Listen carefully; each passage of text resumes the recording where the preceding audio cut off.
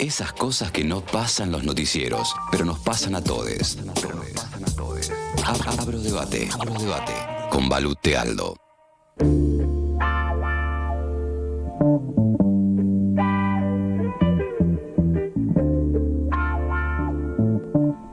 Estamos a las 3:35 haciendo todas las tormentas juntas en el aire de Cítrica Radio. Y me doy cuenta que estoy grande porque en el corte le di un montón de motivos a Olu por el cual no iría a una breche. Esa fue la charla. Sí, Tipo, hablamos de eso. Total. Motivos por los cuales no iría a una breche. Por suerte tenemos una columna seria, una columna intrépida, una columna antropológica que nos ayuda a ordenar los pensamientos y administrarnos nuestra forma de ser en el mundo. Abro debates, ¿no? Bueno, sí, me encantó esta intro, me siento importante. Para esta radio lo sos. Bueno, muchas gracias, chicos. Me van a hacer emocionar. Muchas gracias. ¿Qué onda? Estamos en marzo aún, un mes bastante interpelador, algo que un poco se va a mostrar en el micrófono. Una suerte de guía que hay en los agrodebates de marzo, en casi todos ellos. Total. Que es el 8M y lo que lo rodea, más allá del día específico. Bien, muy bien, sí, exactamente eso era lo que pretendía en este mes.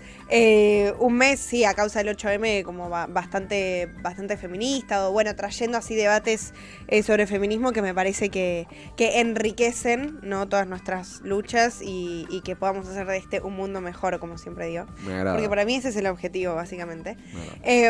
Y bueno, nada, eso, como en las dos columnas anteriores trajimos distintos temas. Bueno, uno fue el mandato de masculinidad, ¿no? Después el viernes pasado fueron las tareas de cuidado.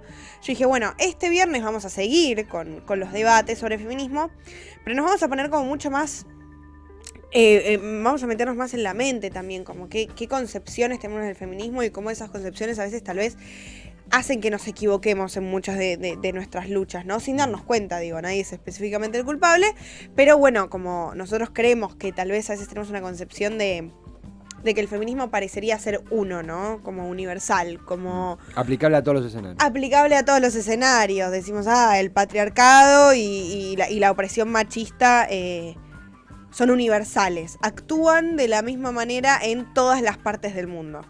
Tenemos esa idea en la cabeza, ahora vamos a entender bien por qué. Pero la verdad es que no es así. Porque nos falta como... Nos falta territorialización de la problemática, ¿no? ¿Qué quiero decir con esto? Como justamente ponerla en su contexto particular del territorio. Por supuesto que no todos los países tienen la misma construcción y las mismas estructuras sociales, ¿no? No todas las familias son iguales a las familias argentinas, no todas las relaciones entre las personas son iguales a las relaciones que tenemos nosotros acá en Argentina. Y mismo dentro de Argentina, ¿no? Depende de las provincias o de las comunidades en las que te encuentres, esas relaciones son distintas. Por lo tanto, lógicamente, las relaciones de poder y de opresión, tales como lo es el patriarcado, como es la opresión machista, no van a ser de la misma manera en todos los lugares. Entonces, a ver, ¿por qué? Igual es la pregunta, ¿por qué se da como esta naturalización de creer que el patriarcado es algo universal, ¿no? Y es porque hay una mirada muy eurocentrista y de Occidente sobre la realidad y sobre cómo funciona el mundo.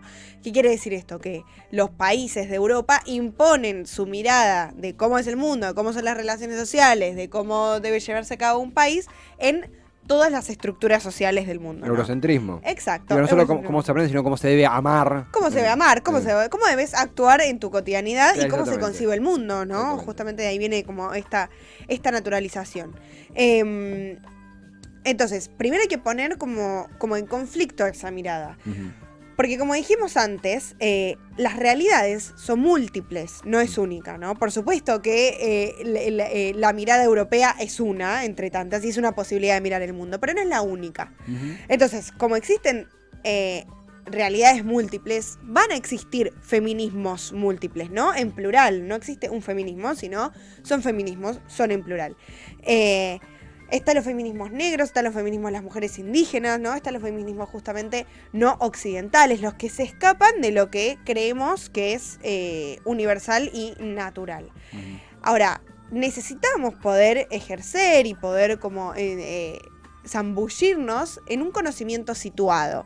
Justamente esto que veníamos diciendo, ¿no? O sea, poder entender que todo lo que se piensa y lo que se hace, las construcciones de nuestras identidades, tanto individuales como colectivas, como por ejemplo el género y el sexo, todo ello sí o sí necesita ser situado justamente en un contexto particular y en un determinado tiempo histórico, ¿no? Porque eso es lo que a su vez hace que este tipo de relaciones se vayan transformando. La historia de los países transforma las relaciones de las personas entre sí y viceversa, ¿no? Entonces no podemos concebir al patriarcado como algo ahistórico, ¿no? Y como algo que es indiferenciado de las clases sociales, la etnia, ¿no?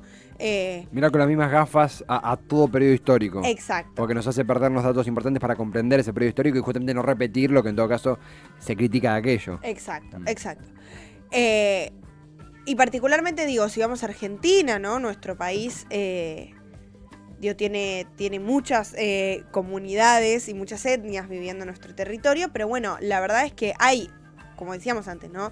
Esta supremacía de la mirada eurocentrista y de un feminismo blanco burgués, ¿no? Sí. Como que digo, seguir sosteniendo este tipo de feminismo nos hace seguir reproduciendo como relaciones y construcciones que son explotadoras y opresoras hacia las mujeres que no son blancas ni de clase media, ¿no? Sino que justamente se escapan a todo eso.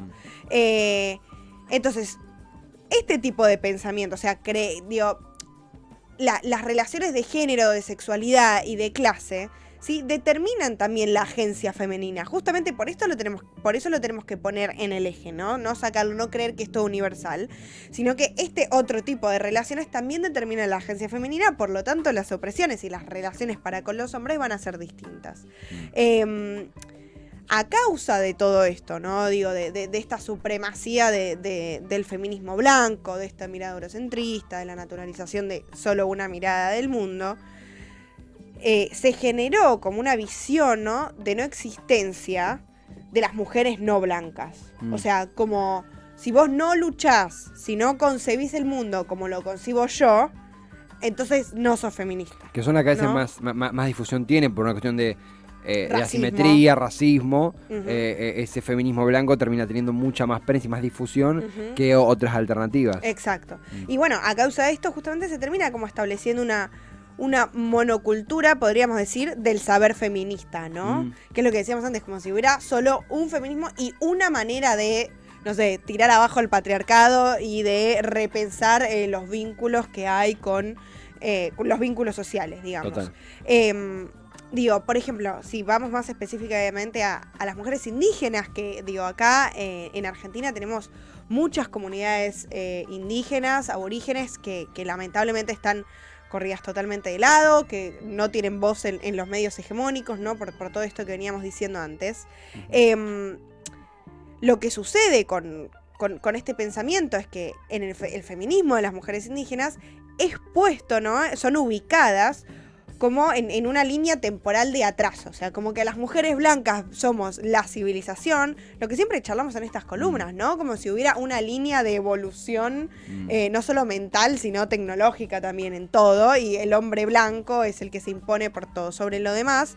Entonces las mujeres indígenas son ubicadas en esta línea temporal como algo completamente atrasado, ¿no? Donde son ellas las que tienen que aprender de nosotras, de las mujeres blancas que nos estamos independizando, y donde prácticamente, no sé, hay como una especie de misión civilizadora hacia con ellas, ¿no? Es algo muy terrible, digo, porque estamos, por un lado, liberándonos, repensando todos los vínculos sociales, pero a la vez seguimos imponiendo y reproduciendo todas estas prácticas racistas. Claro, a la hora de cambiar los estereotipos sociales, imponemos nuestra forma de cambiar los estereotipos Exacto, sociales. o sea, creer que el feminismo, por como pienso yo, que soy feminista y que soy progresista, está todo bien, es un error, ¿no? Eso es lo que quiero hacer hincapié hoy también, como hay que seguir repensando justamente todas estas luchas dentro del mismo cambio social, ¿no? Total. No por el mero hecho de querer un cambio social, dejas de imponer ciertas relaciones opresivas, justamente. Hay cierta hegemonía también sobre qué es lo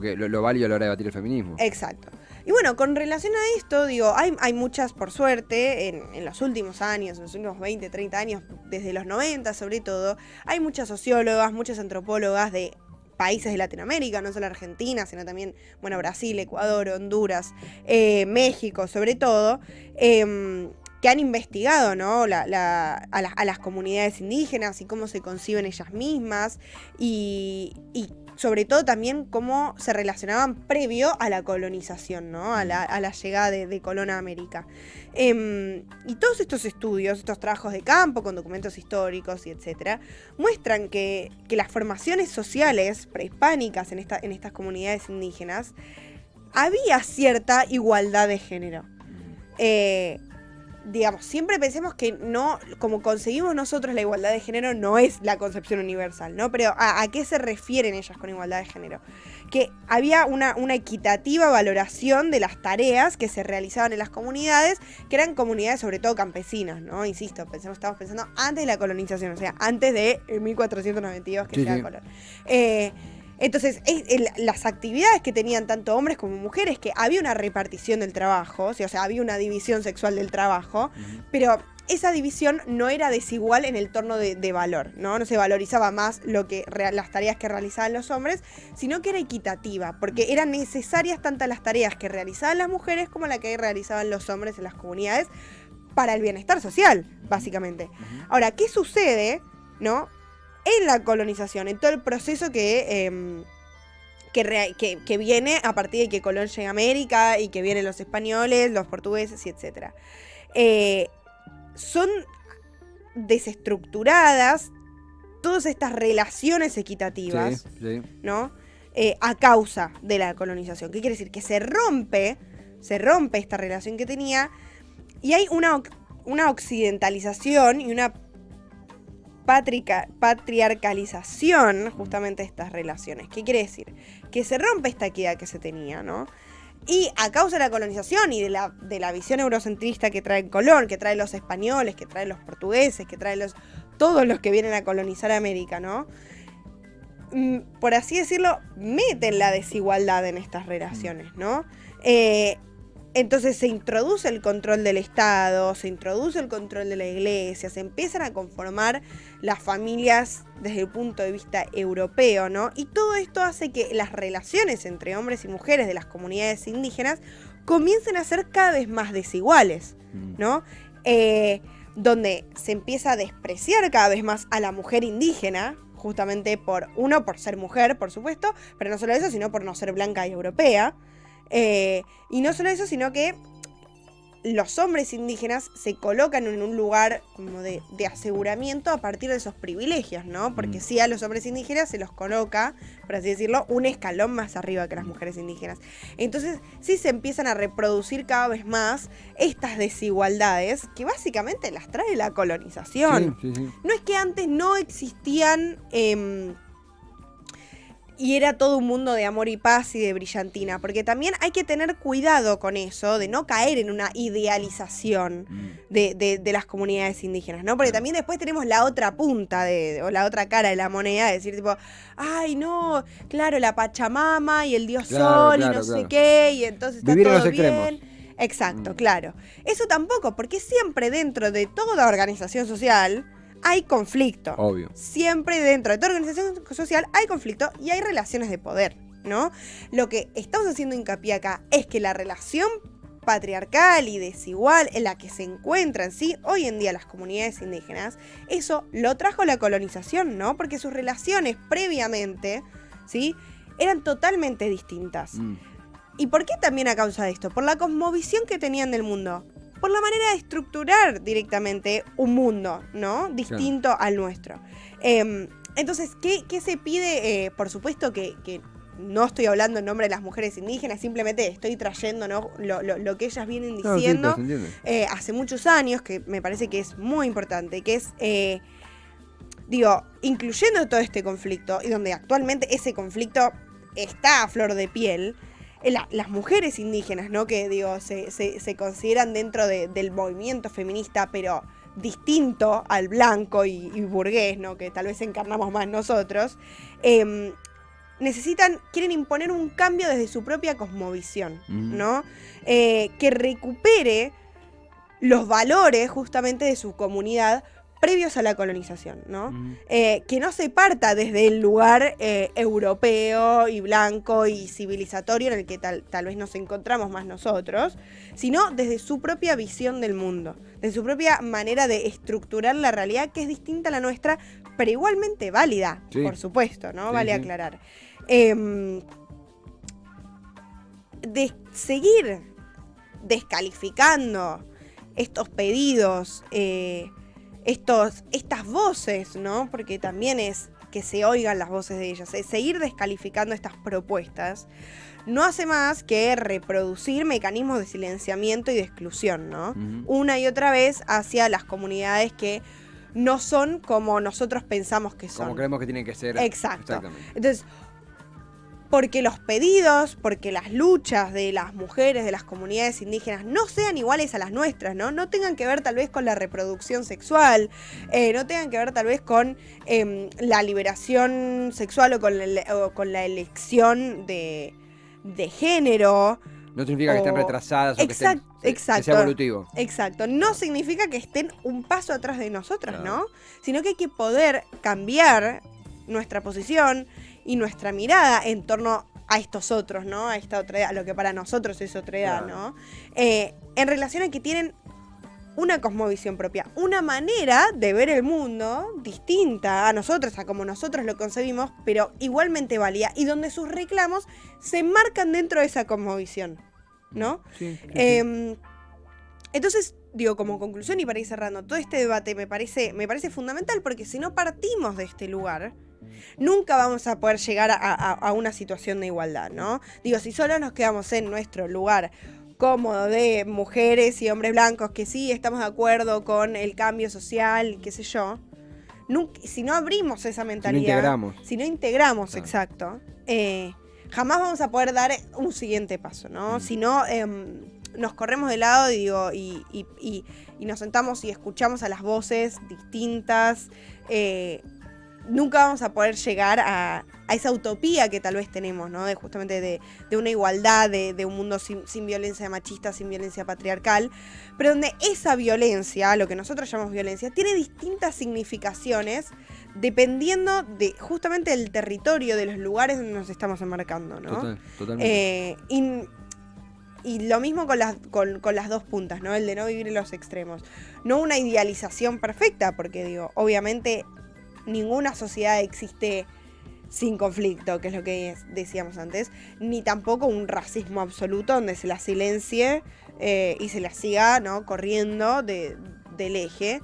Y me parece fundamental tener como centro este debate. Y hay muchísimas mujeres feministas que hablan y que alzan sus voces y que hablan en congresos y que producen textos de todos lados del mundo, que no son, digamos, de los países centrales, por así decirlo, sino mal llamados periféricos o del tercer mundo, donde expresan estos puntos de vista, su cosmovisión, donde eso vuelven a traer los valores de sus comunidades que siempre fueron aplacados, ¿no? por la colonización y por los países europeos. Y me parece que es fundamental poder escucharlos y dar el cambio real. Sí. Y a partir de ahí seguir, ¿no? La pelea, la lucha, las relaciones. Sí. Es esto de romper la mirada unilateral, el eurocentrismo, en el gran debate sobre la apertura de derechos, que en la puerta pidan DNI, esta cosa de limitar, que creo que es muchas veces inconsciente. Y que me parece que este debate que plantea justamente, este debate que abrís, reivindicando el nombre de la columna, es interesantísimo, se aplica un montón, el feminismo es lo central en lo que vos mencionás, obviamente, se aplica un montón de órdenes de la vida académica. Sí, total. Se aplican desde lo que vos mencionaste hasta en la bibliografía de nuestra facultad. Total, sí, no, por supuesto. Y digo, se critica mucho el feminismo academicista. Muchísimo, porque... La Torre de Marfil. Claro, es que es como una burbuja, ¿no? Digo, cambio en mi burbuja porque me quedo cómoda y no salgo de ahí. Cuando en realidad, digo, no aportás un cambio, sino que seguís produciendo y reproduciendo muchos mecanismos que de opresión de otra manera, ¿no? Claro, También. o lo que se dice, bueno, bajo al barro. No, no es barro, es diferente. Claro, Esta cosa, exacto. bueno, está bien, a ver qué hay que Me hacer. tengo que ensuciar. ¿A quién ayudo? Claro. No digo, no hablo del feminismo porque no corresponde desde mi rol. Eso da por otra columna. No por otro, sí. Pero no digo, hablo también desde un montón de órdenes sociales. Acá se sumaba Topolino, Estancia Cabo, que es Ian, Cande López Soto, que forma parte de este programa Sí, también. una genia. Que estuvo en altavoz. Una genia. Mucha. Que habla de estos temas también, re importantes. La verdad, súper bueno. Yo la verdad no sé qué habremos hecho bien para tener tanta gente tan interesante. Ah. Hasta que se den cuenta, Hasta que se... No, venimos muy bien. Venimos muy Balu, bien. no, la verdad que sí, gran columna, como siempre, interesantísima. Hay un tema transversal, que lo mencionamos al principio, Ujú, que sí. sigue estando. Tal cual es eso, es un tema transversal, me parece que me gusta esa definición, es algo que no podemos ir ignorando, ¿no? Total. Que al principio tal vez, digo, yo cuando era más chica, ¿no? Que vos decís, che, me gusta esto del feminismo y de poder cambiar y me doy cuenta que soy desigual frente a otras personas, ¿no? Ahora, llegó la hora de profundizar esto. Claro, exactamente. ¿No? Ya pasamos una primera etapa donde tal vez todo te parece increíble. Por supuesto que hay feminismo de primera ola, segunda ola, o sea, hay mucho, ¿no? No es que nació ayer o que nació Pero en lo que te interpeló a 2015. vos. Claro, digo, desde el punto de vista que me interpeló a mí. Y a mí, a mi generación, a mis compañeras y a quienes me rodean, ¿no? Llegó la hora de profundizar. Claro. Justamente, no quedarnos, no cometer errores que tal vez, digo, otros feminismos hayan cometido, pero por el lugar que ocupaban, por el momento histórico justamente, ¿no? Digo, en Estados Unidos hubo una ola feminista importantísima en los años 60, bueno, la pastilla anticonceptiva, o sea, realmente no se puede dejar eso de lado. Ahora, a partir de ahí, profundicemos. Total. ¿No? Totalmente. No sigamos con lo mismo, digo, no allanemos el terreno, sino al contrario. Total. Balu, impecable. Muchas gracias. Y aprendizaje también. Por supuesto. Tenemos un cierre. Sí. ¿Te quedas para el mismo? Por supuesto. Vamos con un corte musical y cerramos junto a Balu el Tormentas de esta tarde, este 18 de marzo del 2022. Es viernes, estamos cerrando, no la transmisión, Cítrica sigue por supuesto, pero sí la semana de Ella Fue, la semana de todas las tormentas juntas.